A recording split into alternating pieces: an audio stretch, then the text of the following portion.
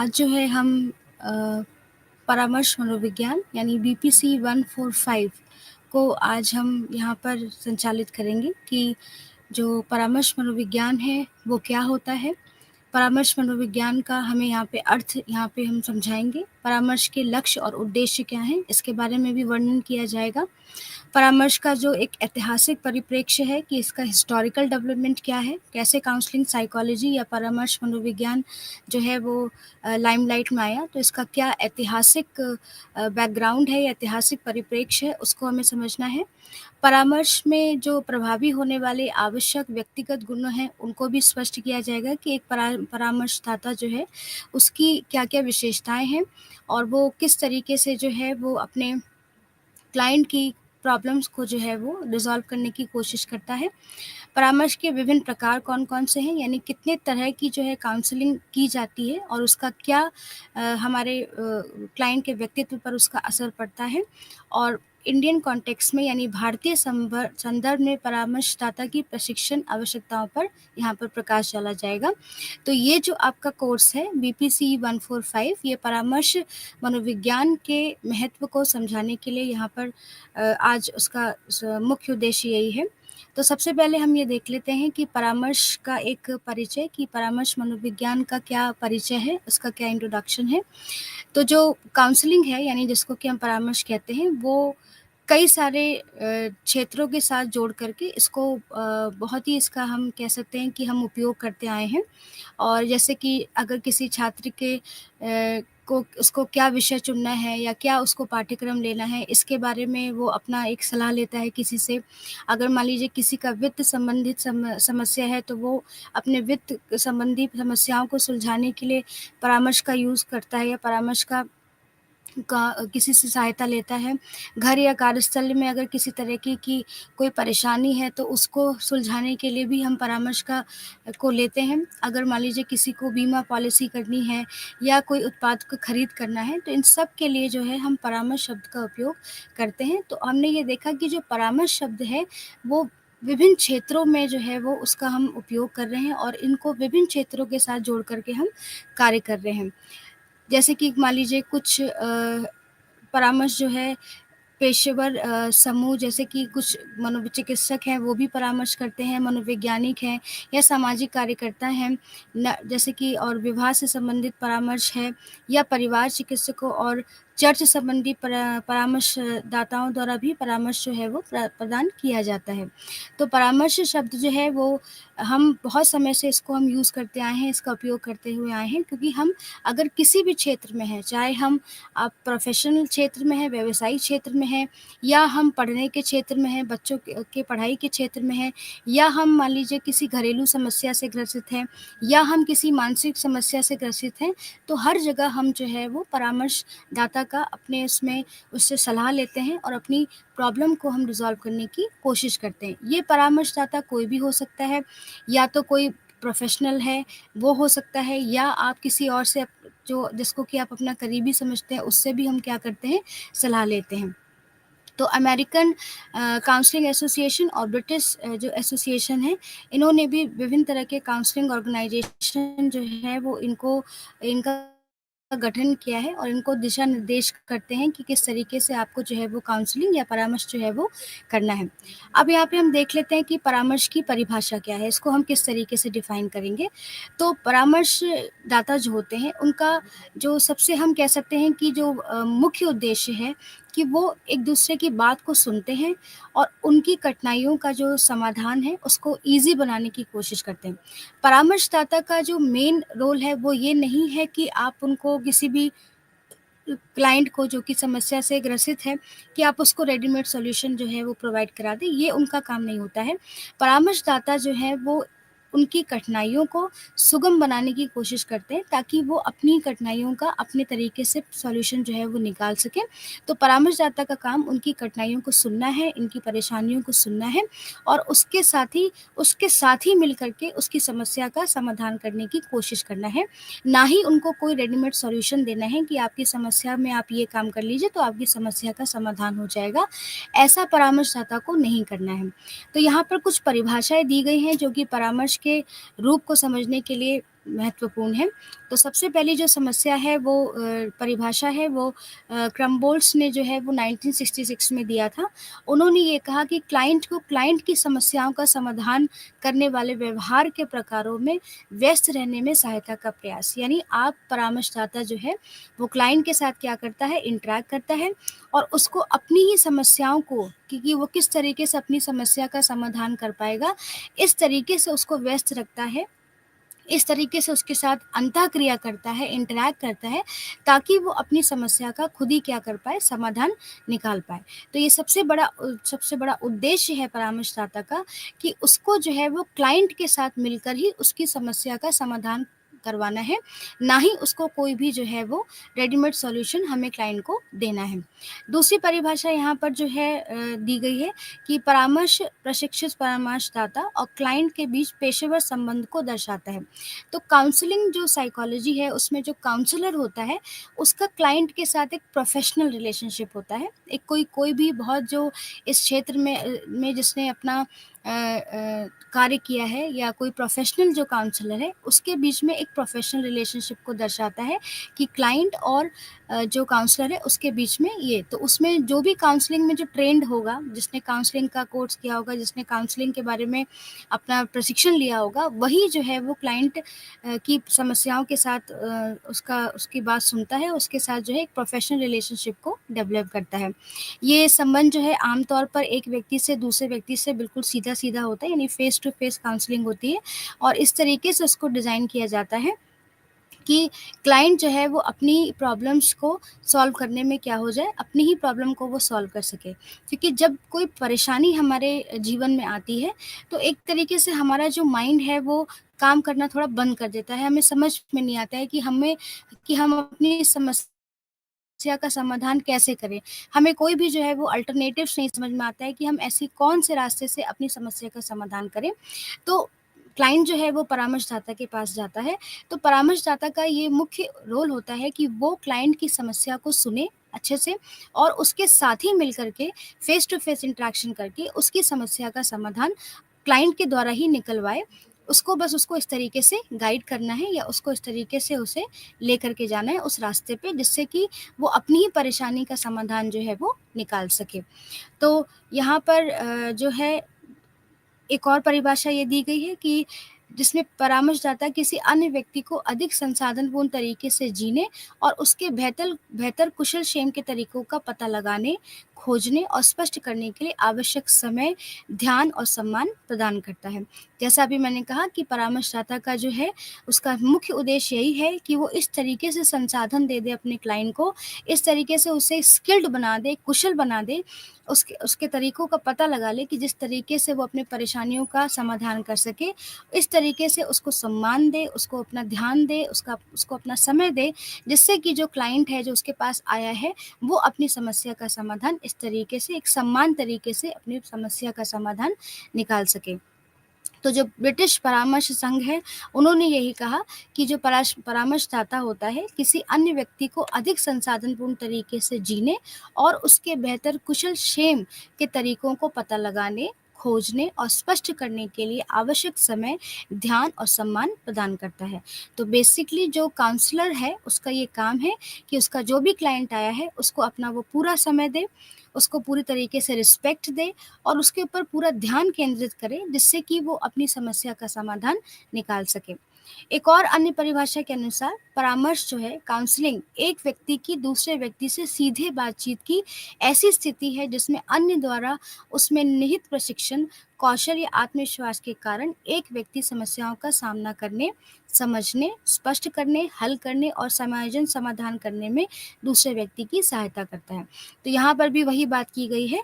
ये विलियम्स और फोले ने 1949 में ये परिभाषा दी थी कि जो परामर्श जो है, जो काउंसलिंग है, इसमें एक फेस टू फेस एक इंटरैक्शन होता है, यानी आमने-सामने बैठ कर के क्लाइंट और काउंसलर जो है एक-दूसरे से बात करते हैं, जिसमें कि काउंसलर जो है वो प्रशिक्षित होता है काउंसलिंग में और वो अपने आत्मविश्वास और स्किल के कारण जो क्लाइंट है, उसको अपनी समस्या को समझने, उसको स्पष्ट करने और वो किस तरीके से उसको हल करेगा और किस तरीके से उसके बाद वो समायोजन करेगा अपनी समस्या के साथ और किस तरीके से उसका समाधान करेगा, इसके बारे में उसकी जो है वो सहायता काउंसलर करता है।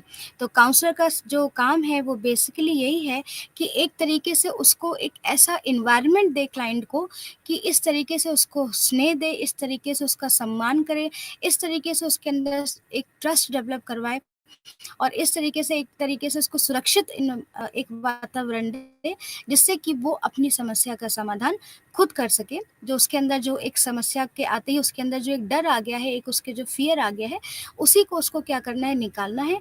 और कैसे निकालेगा? एक सुरक्षित वातावरण दे कर के, एक स्नेही वातावरण दे कर के, ठीक है? उसको अपना टाइम दे कर के, उसको अपना ध्यान दे कर के, इस तरीके से वे उसके संवेगात्मक और उसके जो जितने भी सामाजिक अगर कोई संबंधित समस्या है तो उसको वो रिज़ॉल्व कर रहे हैं। उन तरीकों पर चर्चा करके जिस तरीके से वो अपनी समस्या का समाधान कर सकता है, चाहे वो उसकी कोई पर्सनल प्रॉब्लम हो, चाहे उसकी कोई सोशल प्रॉब्लम हो, चाहे या कोई उसकी इमोशनल प्रॉब्लम हो।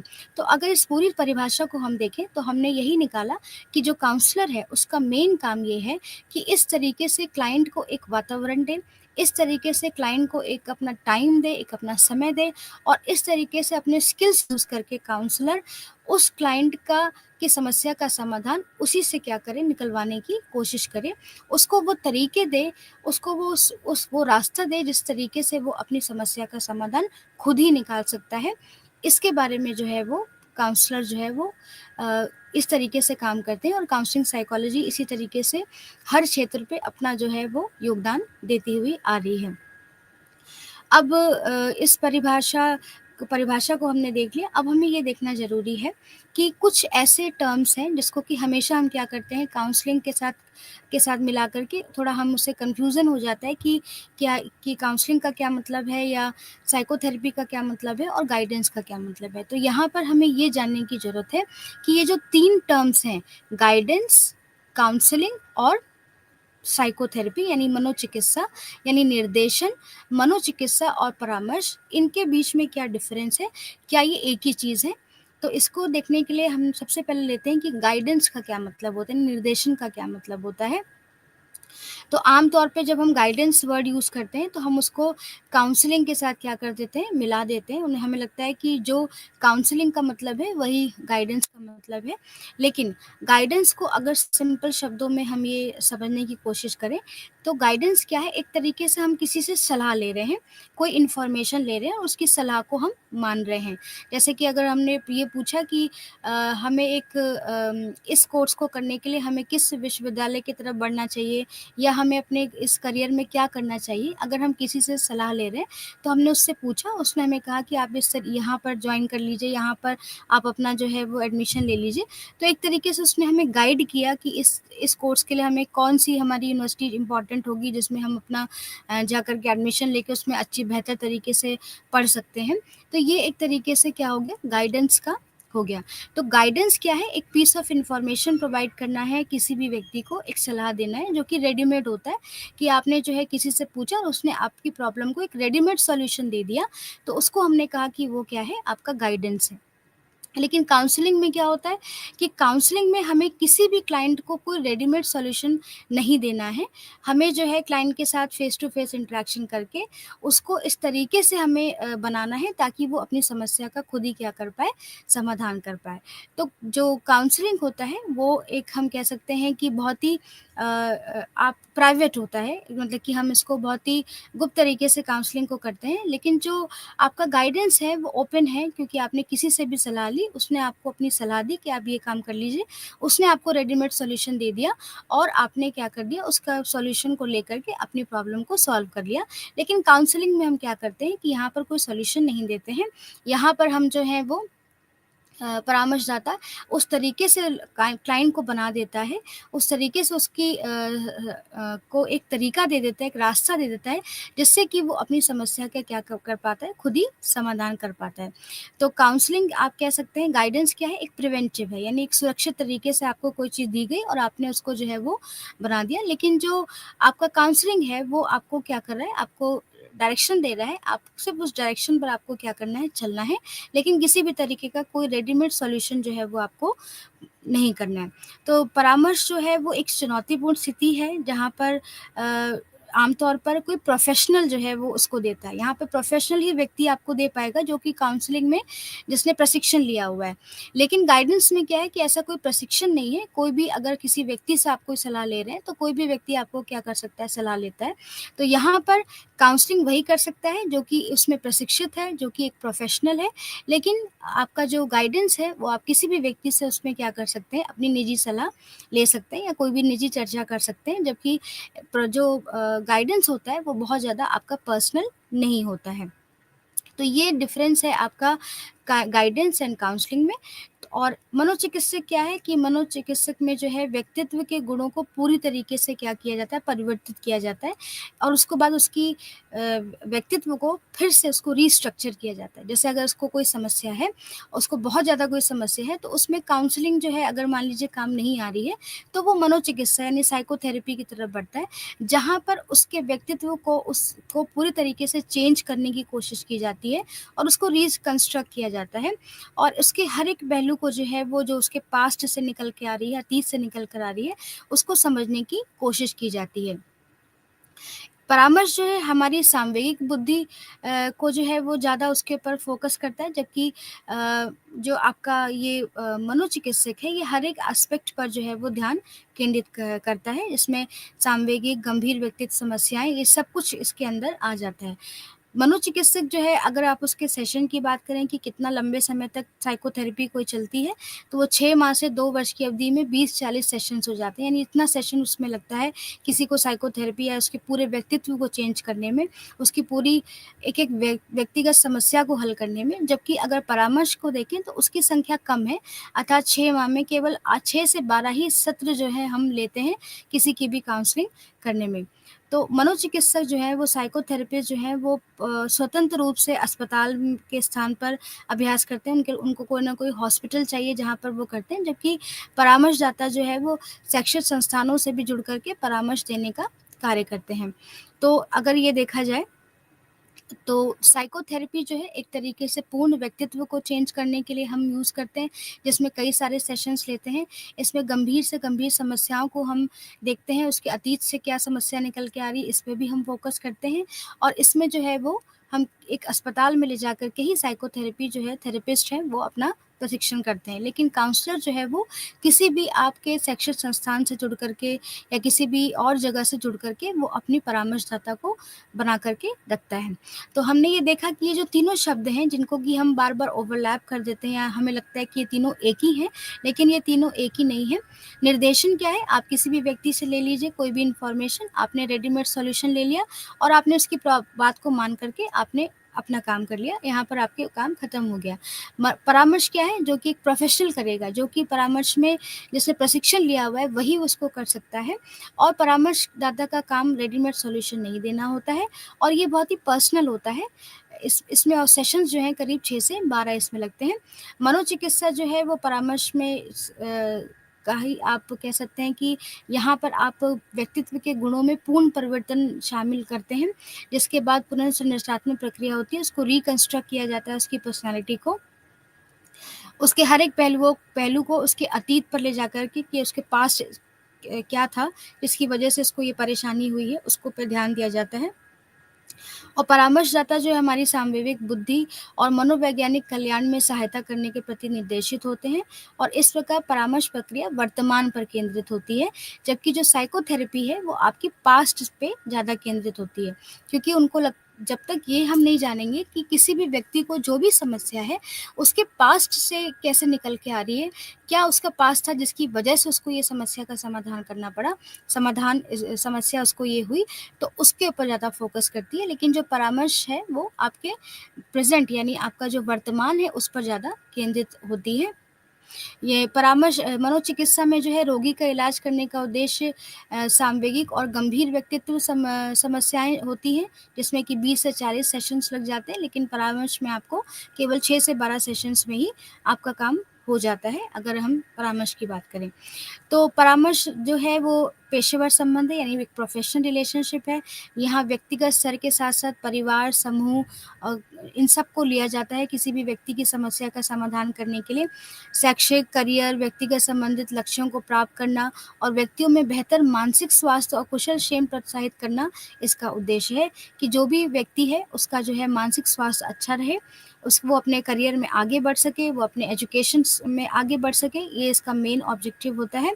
तो यहाँ पर अगर हम देखें तो परामर्श का जो मेन रोल है कि यहाँ पर क्लाइंट और परामर्शदाता के बीच जो संबंध है वो प्रोफेशनल होता है, व्यावसायिक होता है और यह कोई एक सामाजिक संपर्क नहीं है और चिकित्सीय प्रभावशीलता बरकरार रखने के लिए इसको रखा जाता है।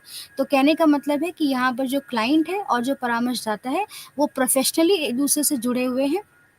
ये कोई सामाजिक आप उसका रिलेशनशिप नहीं है, ये एक प्रोफ़ेशनल रिलेशनशिप है, जहाँ पर एक काउंसलर जो है वो क्लाइंट की समस्या का समाधान उसी के द्वारा निकलवाने की कोशिश करता है। परामर्श प्रक्रिया जो है वो क्लाइंट को मजबूत करती है और उसके व्यक्तिगत विकास, मानसिक और शारीरिक स्वास्थ्य में पूर्णतः वो किस तरीके से समायोजन कर पाएगा, चुनौतीपूर्ण परिस्थितियों से कैसे मुकाबला कर पाएगा, इससे उसको सक्षम बनाती है।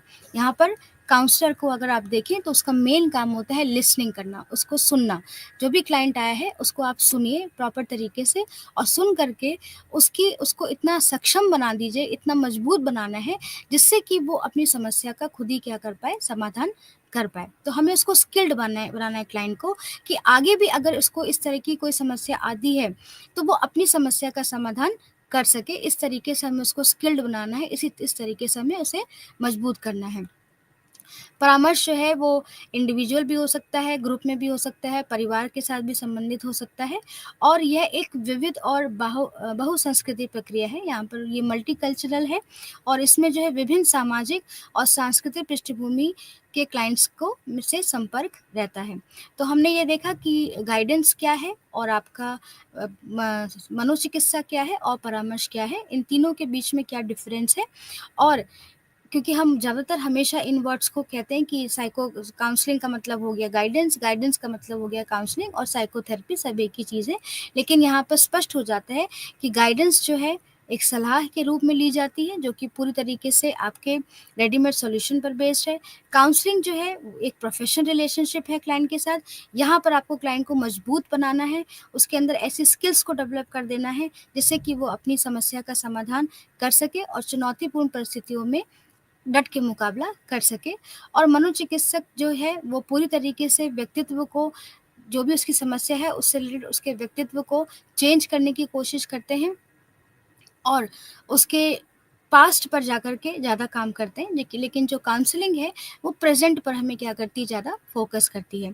तो इस तरीके से अगर हम ये देखें तो यहाँ पर एक परामर्श और मनोचिकित्सा की प्रक्रिया को जो है वो यहाँ पर दिखाया गया है कि किस तरीके से ये प्रक्रिया चलती है। तो सबसे पहला है कि समस्या जो है सामंजस्य बनाना, यानी अगर इसका मतलब ये हुआ कि जो भी क्लाइंट आया है काउंसलर के पास, अगर उन दोनों के बीच में एक अच्छा संबंध नहीं है, एक अच्छा प्रोफेशनल संबंध नहीं है, तो किसी भी तरीके से क्लाइंट का जो ट्रस्ट है वो डेवलप नहीं हो पाएगा। और अगर क्लाइंट का ट्रस्ट काउंसलर पर डेवलप नहीं हो पाया, अगर काउंसलर ने मान लीजिए उसको इस तरीके से उसको अटेंड किया कि उसको ये लग रहा है कि जैसे वो यहाँ पर बेकार में आ गया है, तो इस तरीके से वो किसी भी समस्या का समाधान वहाँ पर नहीं हो पाएगा। तो सबसे जो पहला स्टेप है वो है कि क्लाइंट और काउंसलर के बीच में एक बहुत ही सामंजस्य जो संबंध है वो उसमें डेवलप होना चाहिए, एक रैपो बिल्डिंग होना चाहिए, एक ट्रस्ट डेवलप होना चाहिए। और वो कैसे डेवलप होगा, जब आप उसके साथ एक इनिशियल इंटरव्यू यानी प्रारंभिक साक्षात्कार जब आप करते हैं क्लाइंट के साथ, तो धीरे धीरे उसका जो है ट्रस्ट काउंसलर पे डेवलप होता जाता है। जैसे कि आप कैसे हैं और आपके घर में कैसे क्या कौन-कौन लोग हैं। आप जो इस तरीके से एक फॉर्मल जब आप इनफॉर्मल इंटरव्यू आप उसके साथ करते हैं, साक्षात्कार करते हैं, तो धीरे-धीरे जो क्लाइंट का जो ट्रस्ट है वो काउंसलर पे क्या होता है, डेवलप होना शुरू हो जाता है। उसके बाद है समस्या चिंता की पहचान कि जो क्लाइंट आया है उसकी क्या समस्या है। जब आपने एक इनिशियल इंटरव्यू ले लिया उसके बाद ये जानने की कोशिश की जाती है कि क्लाइंट की क्या समस्या है, उसकी चिंता को पहचानना, उसकी कहाँ से उसकी एंग्ज़ायटी आ रही है। तो यहाँ पर जो है वो उसके बाद हम संभावित आकलन लगाते हैं कि इसकी प्रॉब्लम को किस तरीके से हम रिज़ॉल्व करने की कोशिश करेंगे। उसके बाद लक्ष्यों की खोज और पहचान कि किस तरीके से इस इनके लक्ष्य मतलब समस्या है उसको पूरा किया जाएगा, उसको समाधान दिया जाएगा। तो यहाँ पर हम कोशिश करते हैं कि समस्या का चिंता और समस्या या चिंता का हल निकालने की हम यहाँ पर कोशिश करते हैं। फिर आगामी कार्रवाई कि अब हमें समस्या का काम पता चल गया है, हमें कुछ हल भी पता चल गए हैं, तो उसमें से अब हमें कौन-सा ऐसा हल होगा जो कि उसके ऊपर हम लगाएँ तो क्लाइंट की प्रॉब्लम सॉल्व होने की कोशिश कराई जाए। तो उसमें इससे क्या होगा कि जब आप आगामी कार्रवाई करेंगे तो लक्ष्य की प्राप्ति होगी और उसके बाद जो है वो पूरी तरीके से काउंसलिंग का प्रोसेस खत्म हो जाएगा और उसको टर्मिनेट किया जाएगा। तो इस तरीके से परामर्श और मनोचिकित्सा की जो प्रक्रिया है वो चलती है, जहाँ पर सबसे पहला है रैपो बिल्डिंग करना। जब तक ट्रस्ट नहीं डेवलप होगा क्लाइंट और काउंसलर के बीच, तब तक हम कोई काम नहीं कर सकते, उसकी किसी भी समस्या का समाधान नहीं कर सकते। उसको किस तरीके से कर सकते हैं, उसके साथ आप इंटरव्यू करके, बातचीत करके, उसके बाद उसकी समस्या का हम पहचान करेंगे। उसके बाद उसके संभावित आकलन को लगाएँगे कि किस-किस तरीके से, किन-किन तरीकों से, किन-किन रास्तों से हम उसकी समस्या का समाधान कर सकते हैं। उसके बाद उन लक्ष्यों की खोज और पहचान की जाएगी। उसके बाद हम समस्या और चिंता का हल निकाला जाएगा, उस हल को उसके ऊपर इम्प्लीमेंट किया जाएगा, क्लाइंट के ऊपर लगाया जाएगा और उसके बाद हम उसके समस्या का समाधान क्लाइंट और काउंसलर दोनों मिलकर के कर लेंगे और उसके बाद काउंसलिंग जो है वो समाप्त हो जाएगी, उसका टर्मिनेशन हो जाएगा। ये पूरी प्रक्रिया है परामर्श और मनोचिकित्सा की प्रक्रिया। तो हमने ये देखा कि जो काउंसलिंग है वो विभिन्न क्षेत्रों में अब उपयोग हो रही है, चाहे आप मानसिक उसमें किया जाए, चाहे जॉब से रिलेटेड किया जाए, करियर से रिलेटेड किया जाए, ठीक है? इस तरीके से काउंसलिंग जो है वो हर तरीके से उपयोग हो रही है, हर क्षेत्र पे उसका जो है योगदान बढ़ता जा रहा है और साथ ही साथ हमने ये देखा कि जो काउंसलिंग की जो परिभाषा जो हमने देखी इतनी सारी, उसमें से यही निकल कर आया कि काउंसलर जो है क्लाइंट के साथ एक प्रोफेशनल रिलेशनशिप बना कर के क्लाइंट की समस्या का समाधान उसी से निकलवाने की कोशिश करता है। किस तरीके से करता है, उसको एक सौहार्दपूर्ण वातावरण दे कर के, उसके साथ बातचीत करके, उसको सम्मान दे कर के, एक-दूसरे पे ट्रस्ट डेवलप करके, इस तरीके का जब अपना वो टाइम पूरी तरीके से दे कर के, अपना ध्यान उसके ऊपर केंद्रित करके, अगर सपोज़ मान लीजिए कि क्लाइंट आया है और काउंसलर उसकी बात ना सुन कर के फ़ोन पे लगा हुआ है या उस पे उस पे कुछ लिख रहा है, तो इससे क्लाइंट का जो ट्रस्ट है वो क्या हो जाता है, कम हो जाता है कि जो काउंसलर है उसकी बात ही नहीं सुन रहा है। क्योंकि काउंसलर का जो मेन काम है वो है लिसनिंग, यानी बात को सुनना और अगर आपने बात को प्रॉपर तरीके से सुना है किसी भी उसके, तो एक वहीं पर आपका जो है एक रिलेशनशिप है जो क्लाइंट और काउंसलर का, वो बहुत अच्छा डेवलप हो जाता है। तो इन परिभाषाओं के माध्यम से हमने यही देखा कि एक प्रोफेशनल रिलेशनशिप बनाना है बिटवीन द काउंसलर और द क्लाइंट के बीच में और ये कैसे बनेगा, जब आप उसको पूरी तरीके से ध्यान देंगे, उसको अपना समय देंगे, अपनी स्किल्स का आप यूज़ करेंगे और उसके साथ उसको एक सम्मान देंगे, एक सौहार्दपूर्ण वातावरण और सुरक्षित वातावरण जब जब आप उसको देंगे, तो क्लाइंट जो है अपनी समस्या का समाधान धीरे-धीरे निकाल लेगा। आपको किसी भी तरीके का कोई रेडीमेड सॉल्यूशन क्लाइंट को नहीं देना है। और किस तरीके से हमने ये देखा कि निर्देशन और मनोचिकित्सा और परामर्श जो है वो एक-दूसरे से भिन्न-भिन्न हैं, दोनों तीनों का एक अलग-अलग महत्व है। हम इसको हमेशा से एक साथ मिल कर के यूज़ करते हैं, लेकिन ये इन तीनों में अलग-अलग चीज़ हमें देखने को मिली। अब हम जो नेक्स्ट आ जाते हैं कि परामर्श का ऐतिहासिक परिप्रेक्ष्य क्या है? किस तरीके से इसका डेवलपमेंट हुआ? यानी इतिहास में किस तरीके से? तो यहाँ पर जो जो दूसरा विश्व युद्ध हुआ था, उसमें समाज की ज़रूरतों को पूरा करने के लिए परामर्श, सलाह, निर्देशन और जानकारी प्रदान करने हेतु 1940 के दशक में जो है एक काउंसलिंग जो है एक अलग फ़ील्ड के रूप में निकल कर के आई और इसमें जो है वो मनोचिकित्सा के विस्तार के रूप में देखा गया कि किस तरीके से हम इसका यूज़ कर सकते हैं और विभिन्न विषयों से संबंधित जैसे कि मानव विज्ञान, शिक्षा, नैतिकता, कानून, समाजशास्त्र, दर्शन, चिकित्सा विज्ञान जैसे विविध समस्याओं में निहित समझ से ये विकसित हुआ था कि इन जगहों पर जो है वो एक परामर्श की ज़रूरत है। तो संयुक्त राज्य अमेरिका ने जो है उन 1800 के दशक में के मध्य के अंत तक जो है वो औद्योगिक क्रांति से प्रभावित लोगों के जीवन को लाभान्वित करने के लिए मानवतावादी सरोकार के से परामर्श का उदय हुआ था। जब दूसरा विश्व युद्ध हुआ था जिसमें लोगों को बहुत हानि हुई तो उसमें उन लोगों के जो सामवेगिक जो कंट्रोल वो खो चुके थे, जो इमोशनल इनसिक्योरिटी उनके अंदर आ चुकी थी। इस चीज़ को हटाने के लिए जो है और उनको अपने जीवन में वो किस तरीके से आगे बढ़ पाएँगे विश्व युद्ध के बाद, एक मानवतावादी एक उद्देश्य दिया गया, एक ह्यूमनिस्टिक अप्रोच दिया गया और वहीं से काउंसलिंग की क्या हुई थी, शुरुआत हुई थी 1800 में संयुक्त राज्य अमेरिका से निकल कर आया।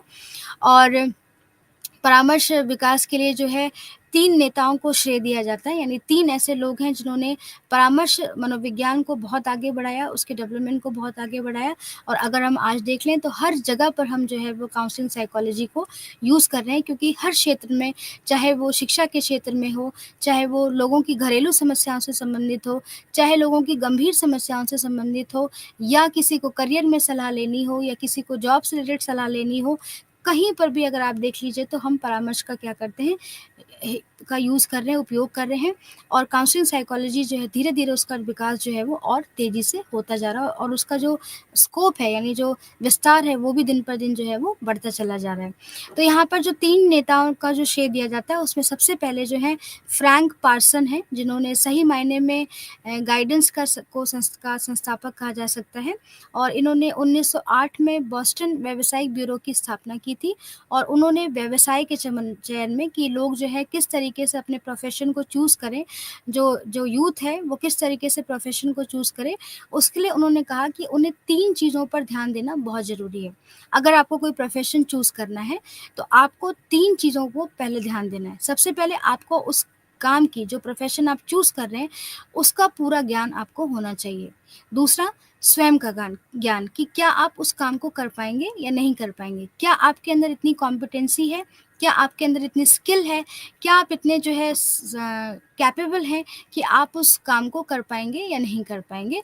और उसके बाद दोनों जो है ऊपर के कि काम का ज्ञान और स्वयं का ज्ञान दोनों के बीच में एक लॉजिक रिलेशनशिप आपको ढूँढना है।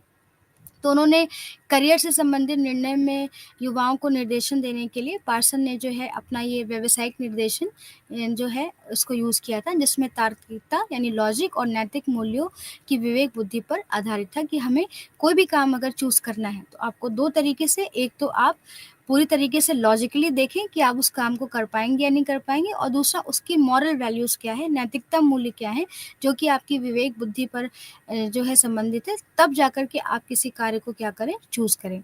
उसके बाद जो दूसरा नाम आता है वो जेसी बी डेविस का आता है। इन्होंने 1898 में डेविस ने कड़ी मेहनत के नैतिक मूल्य का पक्ष समर्थन किया कि अगर किसी भी काम को आपको करना है तो उसके नैतिक मूल्यों को ध्यान में रखना बहुत ज़रूरी है। तो इन्होंने 1907 में अपनी अंग्रेजी भाषा लेखन अध्ययन में पाठ्यक्रम के रूप में व्यावसायिक और नैतिक निर्देशन पेश किया उन्होंने। उनके द्वारा सार्वजनिक विद्यालयों में व्यवस्थित निर्देशन कार्यक्रम स्थापित किया गया था और छात्रों को उनके व्यक्तित्व को समझने और भविष्य में जिम्मेदार कार्यकर्ता बनने में सहायता करना इनका मुख्य उद्देश्य था कि जो छात्र हैं वो अपने पर्सनैलिटी को समझें, अपने व्यक्तित्व को समझें, लेकिन नैतिकता को ध्यान में रखते हुए और भविष्य में एक रिस्पॉन्सिबल वर्कर बने में और अपने उसमें ग्रोथ करें। यही उनका मेन उद्देश्य था, जिसमें उन्होंने व्यावसायिक और नैतिक निर्देशन जो है वो पेश किया था। उसके बाद क्लिफ़ोर्ड बियर्स थे, उन्होंने जो काम किया है, वो मेंटल हेल्थ के ऊपर काम किया है कि अगर किसी के मानसिक स्वास्थ्य को हमें किस तरीके से बेहतर बनाना है, उनका मेन काम इसी पर था। उन्होंने 1908 में अपनी सबसे ज़्यादा पॉपुलर जो किताब थी, जो कि बहुत ज़्यादा बिकी, a mind that found itself के माध्यम से मानसिक स्वास्थ्य अस्पताल की दयनीय परिस्थितियों को उजागर किया। उन्होंने देखा कि जो मानसिक अस्पताल है, वहाँ पर किस तरीके से जो क्लाइंट हैं, जो पेशेंट्स हैं, उनकी बहुत ही बुरी स्थिति है उनमें। तो इसलिए उन्होंने वहाँ पर इस चीज़ को उजागर किया कि जब तक हम एक इस वातावरण प्रॉपर तरीके का नहीं देंगे, किसी भी क्लाइंट को या पेशेंट को, क्योंकि मानसिक स्वास्थ्य का भी होना एक हमारा अधिकार है कि हम जो है मानसिक रूप से पूरी तरीके से स्वस्थ रहें। जिस तरीके से शारीरिक रूप से हमें स्वस्थ होने का अधिकार है, उसी तरीके से मानसिक स्वास्थ्य का भी हमारा पूरा अधिकार है। तो उन्होंने ये देखा कि अस्पतालों की जो कंडीशंस थी वो बहुत ख़राब थी और उन्होंने इसी चीज़ को उजागर किया अपनी बुक के माध्यम से। और परामर्श के ओरिजिन में, यानी काउंसलिंग साइकोलॉजी के उद्भव में इन्होंने महत्वपूर्ण योगदान दिया है, जिसमें उन्होंने कहा कि कोई भी व्यक्तिगत विकृति जो है वो उसको हमें मुख्यतः सामाजिक क्रिया के द्वारा हमें उसको समझना चाहिए। उसके उतार-चढ़ाव को देखना चाहिए कि किस तरीके से उसके अंदर ये प्रॉब्लम आई हुई है। तो यहाँ पर इन्होंने जो है, इनका मेन काम था कि मानसिक स्वास्थ्य परामर्श जो है वो किस तरीके से दिया जाए, जिससे कि हर एक व्यक्ति जो है अपने आप को मानसिक रूप से स्वस्थ माने। तो इसमें इन्होंने अमेरिकन काउंसलिंग एसोसिएशन और नेशनल वोकेशनल गाइडेंस एसोसिएशन, दोनों ही ऑर्गेनाइजेशन इसमें थी, जिन्होंने जो है वो इस अप्रोच का बहुत अच्छे तरीके से समर्थन दिया। और परामर्श के चलन की शुरुआत व्यावसायिक निर्देशन के रूप में हुई थी, और इस तरीके से हमने ये देखा कि ये जो मेन जो यहाँ पे लीडर्स हैं, जिन्होंने सबसे ज़्यादा परामर्श के क्षेत्र में काम किया है, वो है फ्रैंक पार्सन, जिन्होंने गाइडेंस के क्षेत्र में काम किया, जीएसबी डेविस ने, जिन्होंने गाइडेंस और साथ ही साथ आपके नैतिकता के ऊपर ज़्यादा काम किया, व्यावसायिक और नैतिक निर्देशन को उन्होंने ज़्यादा वो किया, और बिलफर्ड बियर्स थे, क्लिफर्ड बियर्स, जिन्होंने मानसिक स्वास्थ्य को ध्यान में रखते हुए काउंसलिंग का उद्भव किया।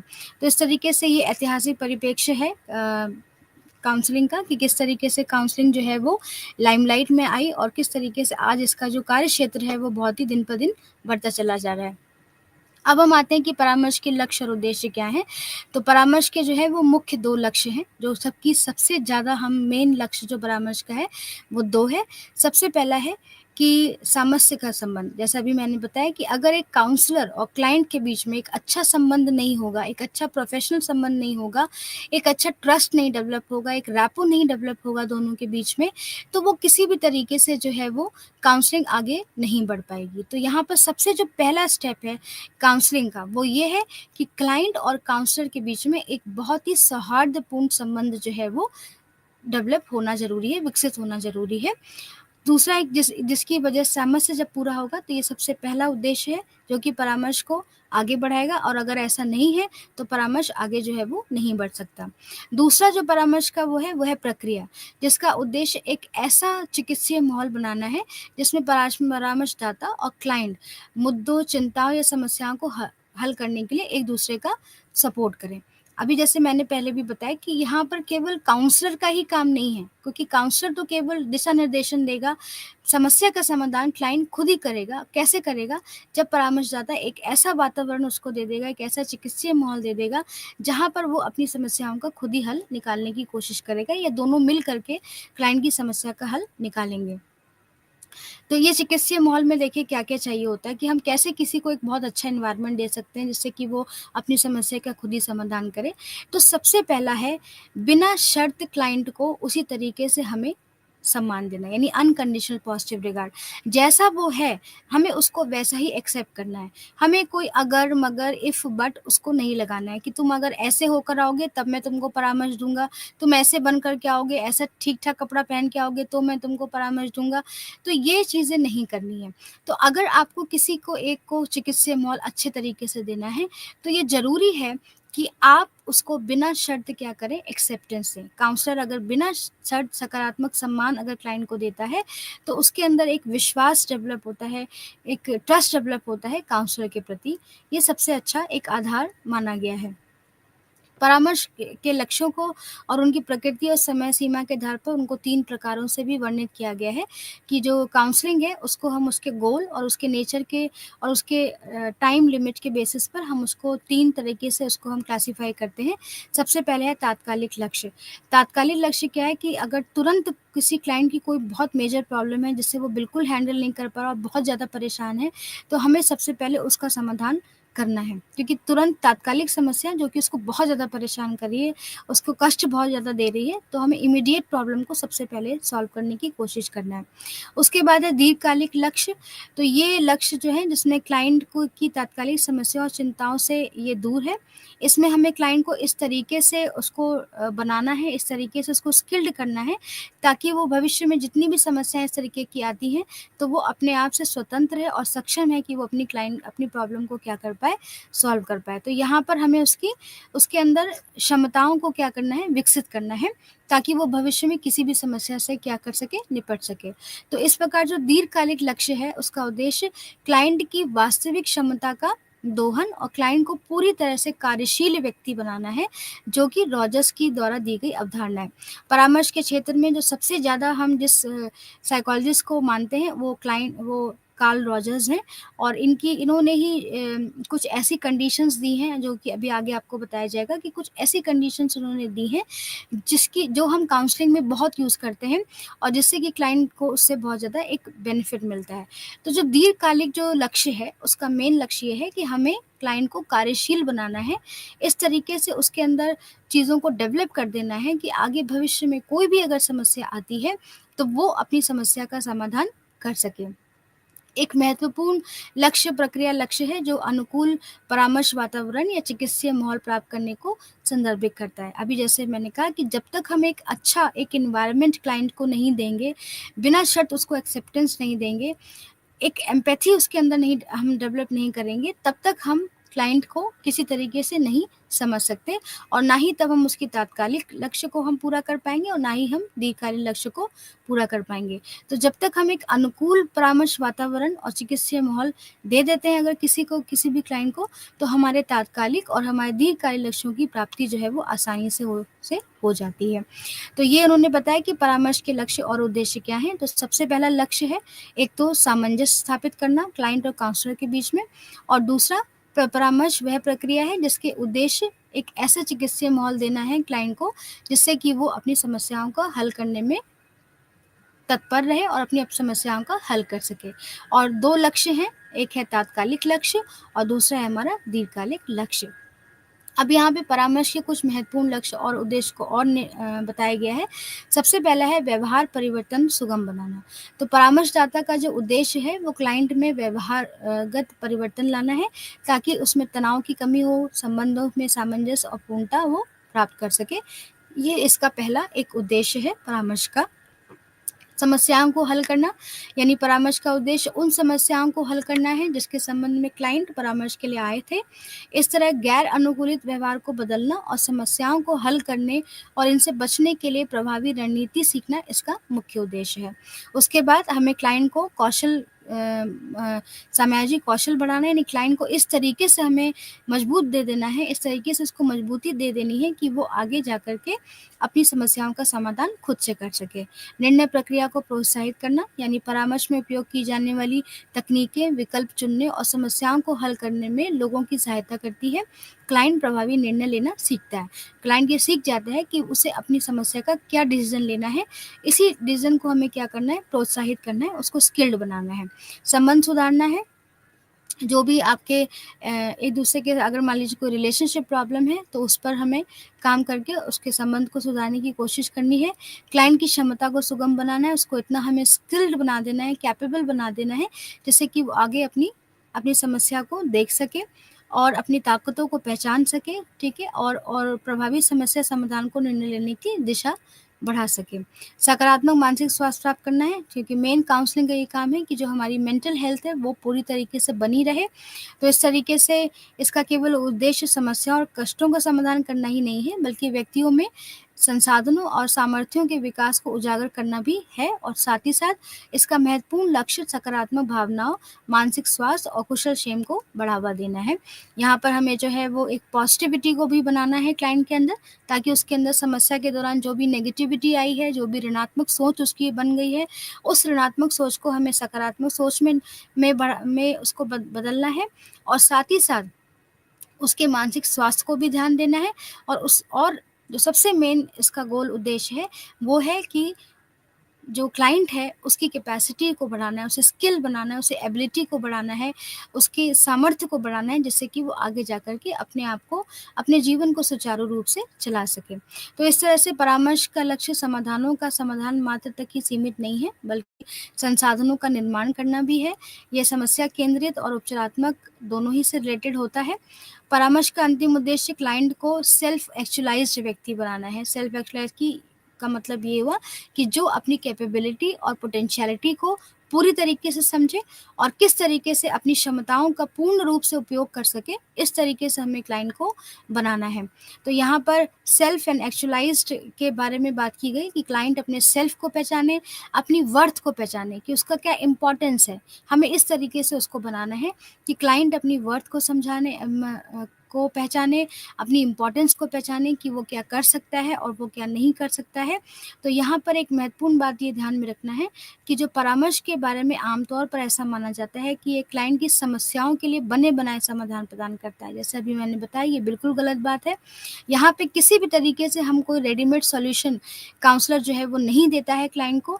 यहाँ पर वो उसके साथ मिल कर के एक सौहार्दपूर्ण वातावरण दे कर के क्लाइंट और काउंसलर दोनों लोग मिल कर के समस्या को समाधान करने की कोशिश करते हैं, और ये कोशिश रहती है काउंसलर की कि क्लाइंट ही अपनी समस्या का समाधान निकाल पाए, और उसलिए इस तरीके से वो उसको एक ऐसा वातावरण दे देता है, ऐसे ऐसे उसको जो है मीन्स दे देता है, ऐसे रास्ते देने की कोशिश करता है, जिससे कि वो उस रास्ते पर चल कर के अपनी समस्या का हल कर सके। तो ऐसा नहीं है कि मान लीजिए आपको बुखार है, तो चिकित्सक ने आपको दवा दे दी और आप इसे खाते ही ठीक हो गए। ये यहाँ पर ऐसी चीज़ नहीं है। यहाँ पर क्योंकि हम क्लाइंट की के प्रॉब्लम्स की मेंटल प्रॉब्लम्स की बात कर रहे हैं, समस्या के बारे में बात कर रहे हैं, तो यहाँ पर एक रणनीति बनानी पड़ती है क्लाइंट और परामर्शदाता को। दोनों लोग मिल कर के एक रणनीति बनाते हैं, जिससे कि उसकी प्रॉब्लम को हम क्या कर सकें, रिज़ॉल्व कर सकें, इसके बारे में दिया जाता है।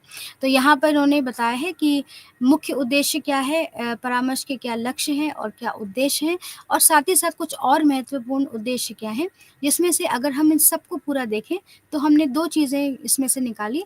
एक तो ये है कि किसी भी तरीके से कोई रेडीमेड सॉल्यूशन नहीं देना है, और दूसरा क्लाइंट को इतना सक्षम बना देना है करके, या और क्लाइंट के साथ मिल कर के उसकी समस्या का हल करवाने की कोशिश करना है, और साथ ही साथ उसको इतना सक्षम बना देना है, उसको इतना सेल्फ एक्चुअलाइज़्ड बना देना है कि वो आगे जाकर के भी अपनी समस्या का समाधान कर सके। यही जो मेन उद्देश्य है किसी भी काउंसलर का। और कैसे करेगा वो? उसको एक ऐसा वातावरण दे कर के जिससे कि, और उसमें वातावरण में भी क्या होगा, एक तो बहुत अच्छा ट्रस्ट डेवलप हो क्लाइंट और काउंसलर के बीच में, और साथ ही साथ आपको क्लाइंट को बिना शर्त के सकारात्मक सम्मान देना है। उसको एक अनकंडीशनल पॉजिटिव रिगार्ड देना है, कोई भी इफ एंड बट नहीं लगाना है कि तुम ऐसा करोगे तब मैं ऐसा करूँगा, तुम ऐसा होकर के आओगे तब मैं ऐसा करूँगा। इस तरीके से उसको किसी भी तरीके का कोई जेस्चर नहीं देना है, तभी जाकर के क्लाइंट अपनी समस्या का समाधान खुद से ही निकाल पाता है।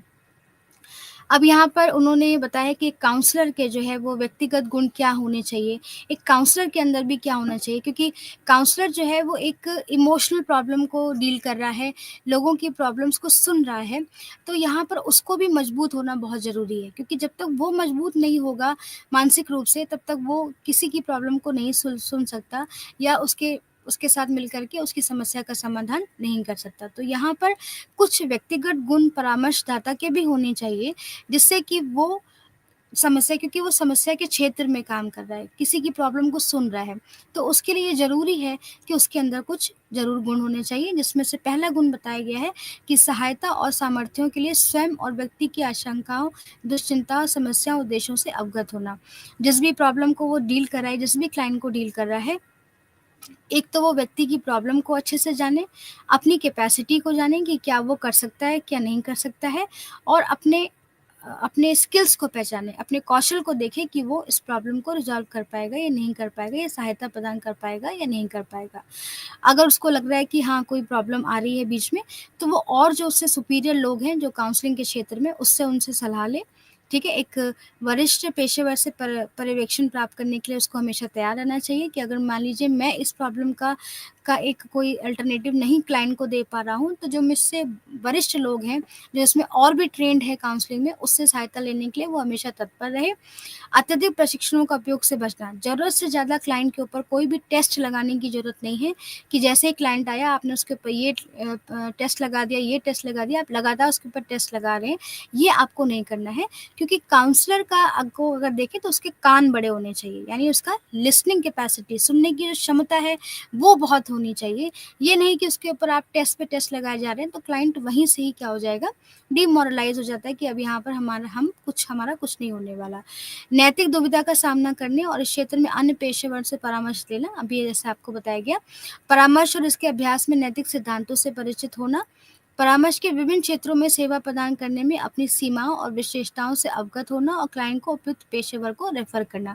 अगर कोई चीज़ उससे डील नहीं हो रही है, तो वो जो इससे भी उपयुक्त जो एक प्रोफ़ेशनल काउंसलर है, आप उसको रेफ़र कर दीजिए कि आप वहाँ जाएँगे तो आपको मेबी वहाँ पर सॉल्यूशन मिल सकता है, तो वहाँ पर उसको रेफ़र कर देना, ये भी है। मनोवैज्ञानिक कुशल-क्षेम का ध्यान रखना कि वो साइकोलॉजिकली स्किल्ड है या नहीं है, किसी भी की प्रॉब्लम को सहायता प्रदान करने के लिए। तो किसी व्यक्ति की विशेषता और व्यक्तिगत अनुभवों का परामर्श सेवा प्रदान करने पर प्रभाव पड़ सकता है। अगर मान लीजिए कोई परामर्शदाता अपनी ही व्यक्तिगत परेशानी से जूझ रहा है, अपनी ही व्यक्तिगत परेशानी उसकी नहीं खत्म हो रही है, तो वो प्रॉपर तरीके से किसी की सहायता नहीं दे सकता है। इसके लिए ज़रूरी है कि वो मानसिक रूप से बहुत ही मजबूत हो परामर्शदाता, जिससे कि वो सामने वाले को सहायता प्रदान कर सके। लेकिन अगर इनको देखा जाए तो ये विशेषताएँ जो हैं वो बहुत हद तक देखने को नहीं मिलती हैं। तो यहाँ पर जो है वो कुछ एक ऐसे केसेस बताए गए हैं कि जैसे एक ये है कि जब मैं कॉलेज में था तो दूसरों की सहायता करना चाहता था और दुनिया को बदलना मेरे लिए महत्वपूर्ण था। बच्चे और किशोर के रूप में मुझे ये महसूस नहीं हुआ कि मेरी उपस्थिति से कुछ ज़्यादा अंतर पड़ रहा है। कॉलेज में पढ़ते हुए मैंने कुछ सफलता का अनुभव किया, तो इस तरीके से सबने अपने एक्सपीरियंसेस लिखे हैं कि किस तरीके से वो जो है उन्होंने परामर्श अभ्यास शुरू किया और किस तरीके से वो इस फ़ील्ड में आए। क्योंकि किसी की भी सहायता करना एक बहुत ही आप कह सकते हैं कि महत्वपूर्ण एक आपके जीवन का एक लक्ष्य बन जाता है। तो यहाँ पे उन्होंने अपने-अपने एक्सपीरियंसेस लिखे हैं जिसके उन्होंने बताया कि वो किस तरीके से परामर्श के क्षेत्र में आए हैं। प्रभावी परामर्शदाता के कुछ और भी यहाँ पर जो है विशेषताएँ दी गई हैं, जैसे कि सबसे पहला है विशिष्टता या बोध प्रभावी परामर्श जानते हैं कि वे कौन हैं, वे जीवन से क्या चाहते हैं और वो क्या बनने में सक्षम है। हमें ये पता होता है कि हमें क्या करना है। उच्च आत्मसम्मान, उनका जो सेल्फ एस्टीम होता है वो बहुत हाई होता है। वे स्वयं ही स्वयं को सहायता देने और प्राप्त करने और अपने में प्रेम करने में सक्षम होते हैं। उनमें आत्मसम्मान और आदर की उच्च भावना होती है। वो पूर्णतः योग्य अपने आप को महसूस करते हैं कि वो किसी को सहज कर सकते हैं, उसको सहायता दे सकते हैं। परिवर्तन के प्रति अनुगामी होते हैं, चेंजेस लाने में वो बहुत ही अपने आप को एक्सेप्टेंस देते हैं कि अगर कोई भी चेंज ज़रूरत है तो वहाँ पर चेंज की ज़रूरत है तो उसको एक्सेप्ट करना। खुलेपन मतलब बहुत ही ओपन होते हैं और साहस का प्रदर्शन करते हैं। जीवनोन्मुखी वे मात्र जीवित रहने के बजाय अपने जीवन को पूरी तरीके से जीते हैं। वास्तविक, निष्कपट और ईमानदार होते हैं, वो खुले और ईमानदार होते हैं और कोई बचाव या मुखौटा नहीं ओढ़ते। हास्यबोध, ह्यूमर जो होता है उनके अंदर बहुत अच्छा होता है क्योंकि आप किसी की प्रॉब्लम को अगर सॉल्व करेंगे तो उसको एक लाइट मूड में अगर आप ले जाते हैं तो बहुत जल्दी आप उसकी समस्या का समाधान उसको निकलवा सकते हैं।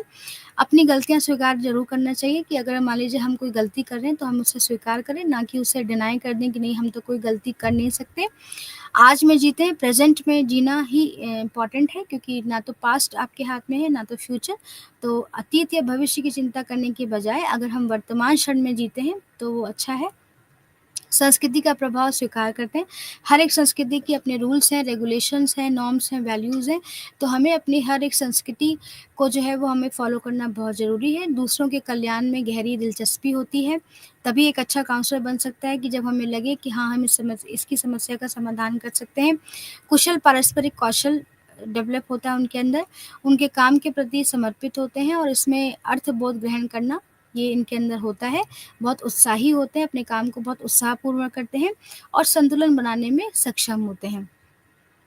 तो यहाँ पर कई सारे कैरेक्टरिस्टिक्स जो हैं वो लिखी गई हैं, एक प्रभावी परामर्शदाता किस तरीके से करता है। लेकिन अगर हम इनको ध्यान से देखें तो ये कुछ अव्यावहारिक लग रहे हैं क्योंकि इतना सब कुछ किसी के अंदर होना मुश्किल है। क्योंकि हम अपने भी व्यक्तिगत समस्याओं से काउंसलर जूझ रहा होता है तो वहाँ पर कुछ-कुछ जो है यहाँ पर हमें देखने को उतना नहीं मिलता है। लेकिन फिर भी एक प्रभावी परामर्शदाता का यही है कि वो अपने इमोशंस पर कंट्रोल करके जो है दूसरे की सहायता प्रदान करें। इसके लिए ज़रूरी है कि वो अपने काम के प्रति समर्पित रहे। लोगों में जो अपने अपने ऊपर एक बैलेंस बना कर के रखें कि अगर मान लीजिए कोई प्रॉब्लम उसकी है और क्लाइंट सामने बैठा हुआ है, तो इस तरीके से बैलेंस बनाएँ कि क्लाइंट को ये ना लगे कि जो काउंसलर है उसको प्रॉपर तरीके से अटेंड नहीं कर रहा है। तो यहाँ पर इस तरीके से कुछ यहाँ पर दी गई हैं। उसके बाद उन्होंने बताया कि रॉजर्स का क्योंकि बहुत ही ज़्यादा योगदान रहा है परामर्श के फ़ील्ड में। कार्ल रॉजर्स ने कहा कि एक अच्छे परामर्शदाता मानवीय रिश्तों के प्रति संवेदनशील उन्हें होना चाहिए, उसे उद्देश्यपूर्ण दृष्टिकोण रखना चाहिए और उसे बिना किसी निर्णय के क्लाइंट के प्रति सकारात्मक सम्मान अर्थात बिना शर्त सकारात्मक सम्मान रखना चाहिए। उन्होंने ये कहा कि जब तक आप किसी को जो वो जैसा है उसी तरीके से एक्सेप्ट नहीं करेंगे, तब तक एक जो परामर्श जो है वो आगे नहीं बढ़ पाएगा। तो उनका ये है कि एक मानवीय दृष्टिकोण रखें, जो भी क्लाइंट आया है, उसे बिना किसी निर्णय के क्लाइंट के प्रति सकारात्मक सम्मान दें, बिना शर्त उसको आप उसको एक्सेप्ट करें और उसे स्वयं के समाधान तय करने में क्लाइंट पर विश्वास रखना चाहिए कि क्लाइंट जो भी आया है, वो अपने प्रॉब्लम को खुद ही क्या कर सकता है, रिज़ॉल्व कर सकता है।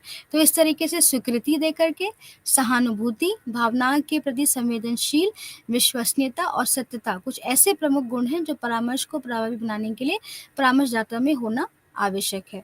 तो एक अनकंडीशनल पॉजिटिव रिगार्ड यानी स्वीकृति दें, आप सहानुभूति दें, भावनाओं के प्रति उसके संवेदनशील रहें और विश्वसनीयता यानी ट्रस्ट अगर आप उसके अंदर डेवलप किए हुए हैं, तो इसमें जो है वो एक जो परामर्श है वो तो प्रभावी बनेगा ही बनेगा और काउंसलर भी जो है वो उसको अच्छी तरीके से कर पाएगा।